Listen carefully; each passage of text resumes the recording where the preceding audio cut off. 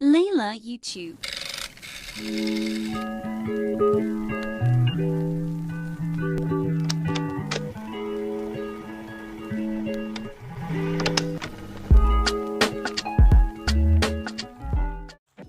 Halo guys, welcome back to my YouTube channel. Jadi setelah sekian lama aku nggak upload video, sorry banget, di tengah-tengah kesibukan aku, akhirnya aku bisa buat video ini.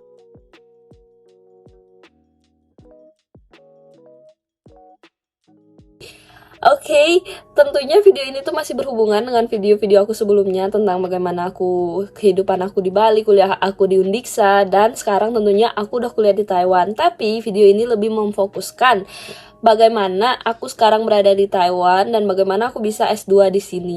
Oke, jadi buat kalian yang sering ngechat aku melalui WhatsApp atau Instagram, ini aku mengucapkan terima kasih dulu karena udah nonton video aku, dan juga aku mengucapkan congratulations buat kalian yang udah keterima di Undiksa. Aku seneng banget karena berkat video aku kalian menjadi semangat dan banyak banget yang berterima kasih. Terima kasih juga telah menonton video aku dan syukurlah video aku bisa jadi motivasi kalian. Beberapa pertanyaan yang udah aku rangkum di sini. Pertama yaitu apa yang membuat aku mutusin buat kuliah di Taiwan? Oke guys, jadi sebenarnya aku itu bukan berasal dari keluarga yang berada, yang dimana aku sangat, tentunya siapa sih yang nggak pengen kuliah di luar negeri kan. Nah, aku pengen banget kuliah di luar negeri, tapi aku masih berpikir juga. Dan kebetulan Undiksa mengadakan yang namanya program Fast Track. Program Fast Track ini yaitu program yang dimana percepatan, yaitu 3+2, mahasiswa bisa menjadi S2, lulusan S2 sekaligus hanya 5 tahun, yaitu S1 dan juga S2. Nah, aku ngikutin program Fast Track ini yang dimana kolaborasi antara Undiksa dan juga MCUT Taiwan, dan akhirnya setelah mengikuti proses administrasi dan juga wawancara, akhirnya aku lolos dan mendapatkan beasiswa. Program Fast Track ini tahun pertama di saat aku masih semester 6 dan 7, aku berangkat ke sini untuk sebagai mahasiswa yang masih sebagai status yaitu pertukaran pelajar ya, karena mereka akan mereview apakah kita layak untuk tahun selanjutnya mengenyam pendidikan S2 di sini atau tidak.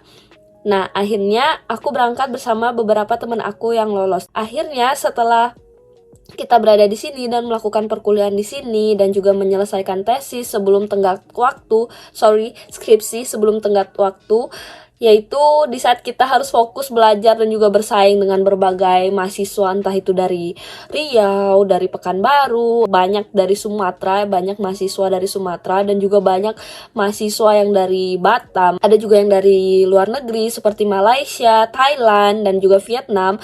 Aku harus bersaing dengan mereka tentunya, bukan cuman bersaing dengan teman-teman sendiri yang dari Bali ya, tapi aku juga harus bersaing dengan teman-teman yang dari luar negeri, yang dimana kita harus belajar dengan konsisten, yang nilai kita biar masuk standar untuk seleksi di tahun kedua. Tahun kedua ini penentuannya, jadi usahakan tahun 1 itu harus wajib menyelesaikan tesis. Ya atur-atur aja sih gimana caranya kita bisa belajar sambil ya mengerjakan skripsi dan juga UAS. Di sini itu hectic banget sumpah, aku sampai kayak gimana ya, nggak tidur di saat menjelang UAS dan juga di saat menjelang ujian proposal sampai juga ujian skripsi. Akhirnya aku bisa melewati itu semua, dan pada 2023 lalu pengumuman aku lulus di bulan Juni atau Juli, aku sedikit lupa itu, lulus untuk menempuh pendidikan S2 dengan beasiswa full. Itu aku bersyukur banget karena balik lagi, aku berasal dari keluarga yang kurang mampu dan tentunya beasiswa itu sangat berharga bagi aku ya. Dan tahun pertama kehidupan aku di sini tuh ya nggak mudah, walaupun Undiksa itu mensupport finansial. Jujur Undiksa itu sangat membantu kami, yaitu mereka menyediakan dana untuk kami bisa hidup di sini selain beasiswa yang kami dapatkan.